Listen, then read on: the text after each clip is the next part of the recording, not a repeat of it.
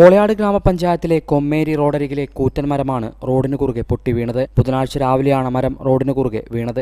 ഇതേ തുടർന്ന് മേഖലയിലെ വൈദ്യുതി കേബിൾ ബന്ധം ഉൾപ്പെടെ താറുമാറായി. നാട്ടുകാരുടെ നേതൃത്വത്തിൽ ഏറെ പരിശ്രമത്തിനൊടുവിലാണ് പൊട്ടിവീണ മരം മുറിച്ചു നീക്കി ഗതാഗതം പുനഃസ്ഥാപിക്കാനായത്.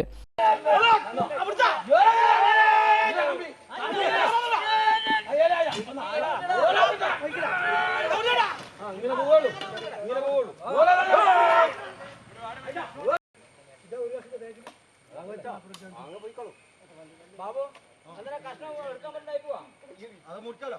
ഹലോ അതിങ്ങനെ റോഡിലേക്ക് തള്ളി കഴിയാ